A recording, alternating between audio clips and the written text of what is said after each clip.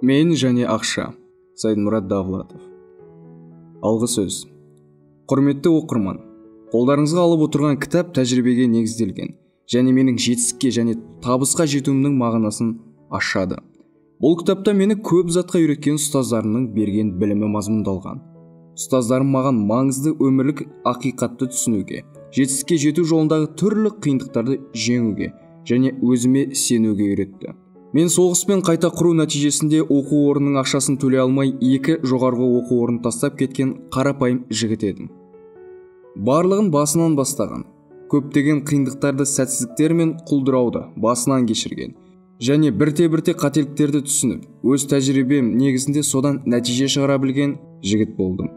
Сондықтан осы кітаптан алған білімдеріңіз өзіңізге сенуге, көптеген келеңсіз жағдайларды айналып өтуге және өз мақсатыңызға тезірек жетуге көмектеседі. Менімен өзінің құнды тәжірибесімен бөліскен адамдарға, негізгі қаржылық білім берген Бодо Шефер мен маған өмірдің рухани жағын ашып көрсеткен Нұрбековке алғысымды білдіремін. Осы кітапты жазуға көмектескен журналист Алымбеков пен тамаша суреттердің авторы суретші Кәрімбек Жұмаділханға алғысымды білдіремін. Бұл кітапта қаржылық еркіндіктің 6 негізгі құпиясы келтірілген. Олар бүкіл кітап бойынша шашыраңқы түрде көрсетілген. Оларды тауып, түсіну үшін сіздерге бұл кітапты бірнеше рет қайталап оқу қажет. Сонымен бірге қаржылық зияткерлігіңізді жоғарылайды. Сіздің санаңыз дайын болған уақытта тапқан құпияларды мозаика секілді құрастырып, жинақтай аласыз. Сол кезде жұмыстың 50% орындалады. Оны тәжірибеге салу оңай болады. Тез арада іске кірісіңіз. Сол кезде Құдайдың көмегімен сіз жетістікке жетесіз. Ақ жол, менің құрметті оқырманым. Осы кітап сізге байлық пен жетістікке, отбасылық бақыт пен ауқаттылыққа жетуге көмек болсын. Кіріспе. Олы мүмкіндіктер барлығына беріледі, алайда көпшілігі оны аңғара бермейді. Бұл кітапты оқуды бастамас бұрын, күнделікті шаруаңызды уақытша ұмытып, маңызды оқуға көңіл аударыңыз. Ал ең алдымен өзіңізге шын мәнінде мен бай адам болғым келеді ме деген сұрақ қойыңыз. Егер сіз тек қана көбірек ақша тапқыңыз келсе, онда бұл кітап сізге арналмаған. Ал егер сіздің үлкен арманыңыз болса, егер сіз не үшін тұрысу қажеттігін білсеңіз, егер сіз шынымен өзіңізді байлыққа лайықты адаммын деп есептесеңіз, онда ақ жол. Мен бай болғысы келетіндігі туралы айтқан және өздерін баймыз деп есептейтін адамдарды жиі кездестірдім. Егер мен қаласам болды, бай болып кетем, деп айтып жүрген адамдарды да кездестірдім.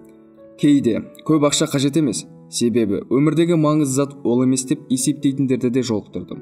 Бірақ шынымен бай болуға іс жүзінде дайын адамдарды өте сирек көрдім.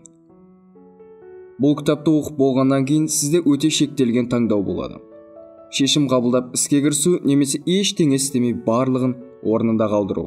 Бұл кітапты оқысаңыз да сіздің байып кетуіңізге кепілдік берілмейді. Бірақ меніңше сіз осы кітапты оқып, ондағы білімді қолданбасаңыз, өзіңізді ешқашан кешірмейсіз.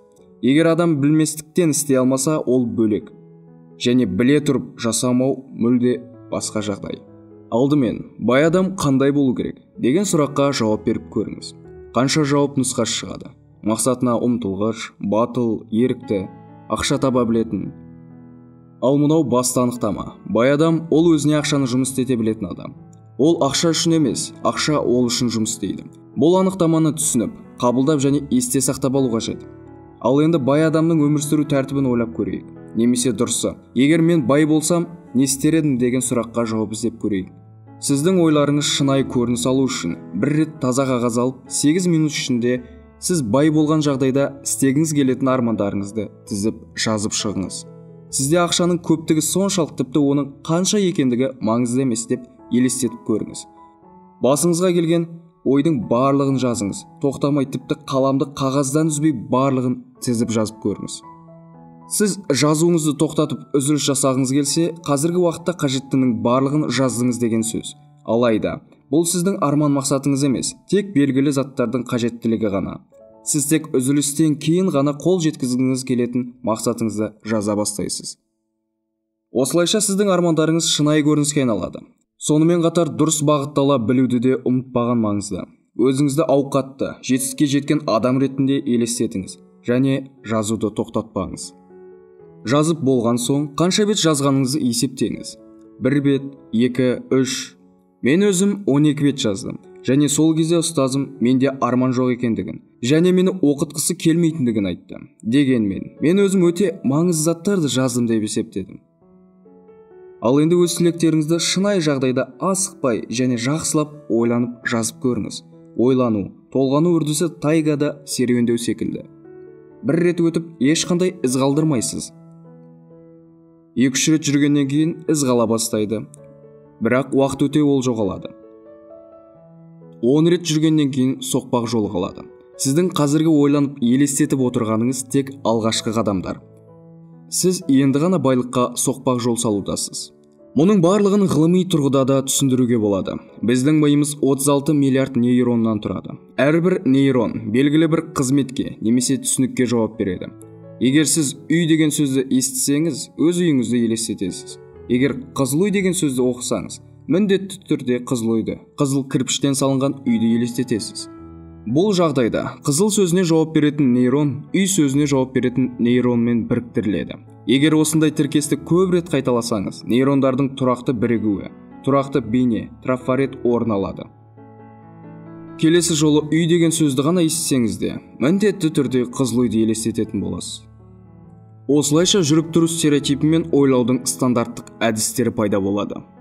Сондықтан, сіз өзіңізді бай адам ретінде елестетіп, бай адамның сөзімен сөйлеп, бай адам сияқты жүріп тұрсаңыз, сәйкесінше бай адам сияқты ойлана бастайсыз. Ал бұл өте маңызды. Себебі байлардың ойлау қабілеті ерекше. Көп ақшаға ие бола тұрып, бай адамдар жұмыс істеуді тоқтатпайды. Мен қатты шаршадым. Егер менде ақша болғанда, міндетті түрде демалатын едім деген сөздер кедей адамның сөзі. Көп адамдар былай дейді: менде идея көп, бірақ ақша жоқ. Мен өте ақылдымын, өте дарындымын, тіпті данышпанмын. Егер менде ақша болғанда көп іс жасар едім, бірақ ақша жоқ. Сол үшін де шарасызбын. Ақшасыз мен ештеңе істей алмаймын. Ол адамдарға былай дейсің: сен қимылда, жұмыс баста, сонда ақша өзі келеді. Олар былайша жауап береді: бастапқы қаржысыз не істеуге болады? Сен алдымен маған ақша бер, содан соң мен жұмыс жасаймын. Ал ақшасыз ештеңе шықпайды. Ақша болмаса, өз ісіңді жүргізу туралы армандаудың да қажеті жоқ. Мұндай адамдар бірдеңе істеу үшін, қол жеткізу үшін міндетті түрде ақша қажет екеніне сенімді. Және аз ақша емес. Алайда ауқатты адамдар туралы әлемдік тарих басқаша сыр шертеді. Жетістікке жеткен адамдардың өмірін, жетістіктерін зерттеу арқылы алған білімдеріңіз негізінде, олар ұстанған қағидалар мен ережелерді басшылыққа ала отырып, сіз 2-3 айдың ішінде өз кірісіңізді 30-70%-ға ұлғайта аласыз. Дәл осындай білімді сіз осы кітапты оқу арқылы да ала аласыз. Осылайша сізде өз арманыңызды жүзеге асыруға мүмкіндік болады. Әлемде ақша да, махаббат та, бақыт та жеткілікті. Бастысы оларды ала білу қажет. Сіздің осы кітаптан оқып, үйренгеніңіз сізге дұрыс емес болып көрінуі, немесе сіздің ұстанымдарыңызға қарсы болуы мүмкін. Алайда, егер сіз шынымен өз мақсатыңызға жеткіңіз келсе, және армандарыңызды жүзеге асырғыңыз келсе, білім алуға, түсіністікке және жаңа ақпаратты жағымды қабылдауға көңіл бөлуіңіз керек. Егер бай адамнан барлық байлығын тартып алса, ол жарты жылдан кейін қайтадан байып шыға келеді. Ал егер кедей адамға үлкен ақша берілсе, ол жарты жыл ішінде барлық ақшасынан айырылып, қайтадан кедей қалпына түседі. Себебі байлық пен кедейлік ол ішкі жағдай. Ойлай білу, өмір сүре білу қалпы. Неден бастау қажет? Өз тағдырыңды өзің басқар, немесе онымен басқа біреу айналысады. Ноэл Тичи. Алдымен аз ақшаны ұстап үйрену қажет. Аз ақшаны ұстап үйренбейінше сіз үлкен соманы ұстай алмайсыз. Статистика бойынша әрбір 100 адамның 16-сы ауқаттылыққа қол жеткізеді. Алайда олардың тек біреуі ғана сол байлықты өмірінің соңына дейін жеткізеді. Және сол адам бай адам болып есептеледі. Ақшаны ұстап қалу оны табудан әлдеқайда қиын болып табылады. Бай болуды қатты қалайтын адамдар үшін негізгі қажетті қағидаларды есте сақтаңыздар. Өз мүмкіндіктеріңізді әрқашан ақшадан жоғары қойыңыз. Сонда ақша сізге өзі келіп қызмет ететін болады. Егер адам өз мүмкіндіктерін ақшадан төмен қойса, ақша сіздің не жеп, не киіп, демалысқа қайда баратыныңызды, жақындарыңызға не сыйлайтыныңызды анықтайтын болады. Өз өміріңіздің сапасын өзіңіз айқындау үшін мүмкіндіктеріңізді ақшадан жоғары қойыңыз. Осы ережені бірнеше рет қайталап оқыңыз да осы жөнінде ойланыңыз. Оны жаттап алып бірнеше рет қайталау керек. Сіз өз жұмысыңызды жақсы көресіз бе? Бірақ бір затқа қол жеткізу үшін оны жақсы көру азшылық етеді. Әуесқойлық қажет. Ал әуесқойлыққа реніш, күйініш, уайым тән. Әуесқойлық дегеніміз өз арманыңызға толығымен берілу. Жартылай емес, толығымен. Қажеттілік үшін жұмыс істейтін адамдар бар. Олар жұмысқа уақытысында келіп, уақытысында кетеді. Өз жауапкершілігін атқарады, алайда жұмысына ешқандай қызығушылық танытпайды. Оларға тек үрдістен қалмау маңызды. Мұндай адамдар армандамайды, сәйкесінше түбінде ештеңеге қол жеткізе алмайды. Егер сіз бай болғыңыз келсе, ешқашан үрдіс үстіндегі адам болмаңыз. Сіздің ауқаттылығыңызға ешкім жауапты емес, мемлекетте, билікте, заңда. Сізден басқа ешкім. Алға қойылған мақсатқа қол жеткізу үшін сізге әлемге басқаша көзқарас қалыптастыру керек. Басқа тәжірибе, ой-сананың басқа трафаретін қалыптастыру қажет. Адам миынан асқан мүмкіндігі зор зат жоқ. Тек оны дұрыс қолдана білу қажет. Біздің айналамыздағы адамдардың 98% баяғы көзқарасты ұстануды жөн санайды. Бұл біздің жақындарымыз, достарымыз, таныстарымыз. Барлығының айтатыны бір зат. Ақша болғанда мен өз ісімді ашатын едім. Амал қанша, ақша жоқ. Алайда, ақиқат белгілі ережені түсінуде. Бай болу үшін қимылдау керек. Арманыңа қол жеткізу үшін жаңалықтарға ұмтылып білім алу қажет. Өзіңізге сұрақ қойыңыз. Адамдар алдымен бай, сосын барып ақылды болды ма? Әлде алдымен ақылды, сосын бай болады ма? Әрине, алдымен ақылды, сосын барып бай болады. Сондықтан бай және жетістікке жеткен адамдар бөлісетін білімін меңгеріңіздер. Солардан үйреніңіздер. Және өзіңізге, өз жұмысыңызға және арманыңызға құштар болыңыз. Осылайша жұмыс істеңіз. Барлық қиындықтар мен кедергілері арқылы соңғы нәтижені көре білетін. Сонымен қатар өзінің бастапқы арманын есінен шығармайтын адамдар жетістікке жетеді. Егер бай болғыңыз келсе, ешқашан үрдіс үстіндегі адам болмаңыз. Нәтижеге жететін адам болыңыз. Шешімін табу туралы нақыл. Ызғарлы әрі тұманды күні екі бала қатып қалған көл үстінде коньки теуіп жүреді. Мұз барлық жерде бірдей болмады, бірақ балалар оған көңіл аударған жоқ. Кенеттен бір жерде мұз жарылып, балалардың біреуі суға құлайды. Екінші бала саспай, қолына тас алып, мұзды жара бастайды. Ақыры мұзды жарып, досын шығарып алады. Құтқарушылар келіп, болған оқиғаны көрген соң, сен мұны қалай істедің? Мұндағы мұз қалың. Және кішкентай тастармен, сенің кішкентай қолдарыңмен оны ойып түсіру мүмкін емес, деп сұрайды. Осы кезде қастарына бір қария келіп, күліп, былай дейді. Мен оның қалай істегенін білемін. Қалай, деп сұрайды одан. Себебі оның қасында бұл мүмкін емес деп айтатын адам болған жоқ. Ол Дисней, елестете алатын затыңды жасай аласың деген болатын. Қабілетті іске қосу. Адам өз мүмкіндіктерін тек қолданғанда ғана біледі. Бір бай адам өмір сүріпті. Оның өте сұлу қызы болады. Бай қызын күйеуге бермекші болады. Алайда, жігіттер оған жақсы көргендіктен бе, әлде ақша үшін үйленгілері келеді ме деп күмәнданады. Сол себепті ол жігіттерді сынамақшы болып адамдарды жинап былай дейді. Кімде-кім мына бассейнді жүзіп өтсе, өз қалауынша менің жерімнің 1/3 бөлігін, ақшамның 1/3 бөлігін немесе қызымды алады. Ол сөзін аяқтап болмастан бір жігіт бассейнге түсіп кетеді. Бай таң қалады. Мұндай әрекетке бару үшін қандай батыл және қайратты болу керек деп ойлайды. Қолтырауындар жігітті қуа жөнеледі. Жігіт тез жүзе бастайды. Жыртқыштар қуып жете бергенде жігіт одан қатты тез жүзіп кетеді. Ақырында ол бассейннің арғы бетіне дейін жүзіп шығады. Таңданған бай өкінішті кейіппен жігіттен жерінің 1/3 бөлігін қалайды ма деп сұрағанда, жігіт жоқ деп жауап береді. Сонда бай, сен менің ақшамның 1/3 бөлігін алғың келіп тұрған болар, деп сұрайды. Бұл жолы да жігіт жоқ деп жауап береді. Бай біраз тынышталып, оң жауабын алатынына сенімді түрде. Сен менің қызыма үйленгің келеді ғой деп сұрағанда жігіт тағы да жоқ деп жауап қайтарады. Онда саған не қажет деп сұрайды таңданған бай. Сонда бай, менің осы бассейнге итеріп жіберген адамды тауып беріңдер деген жауап естиді. Бұл мысал ешкімнің өз мүмкіндіктерін физикалық тұрғыдан болсын, интеллектуалды жағынан болсын дұрыс бағалай алмайтындығын көрсетеді. Алайда, оқыс жағдайларда мұндай мүмкіндіктер таныла бастайды. Өз еркімен ол жігіт бассейнге ешқашан секірмес еді. Ал жақсы ұстаз, өзіңіз ешқашан жасамайтын заттарды, сіздің қабілетіңізді танытатын заттарды жасауға міндеттейді.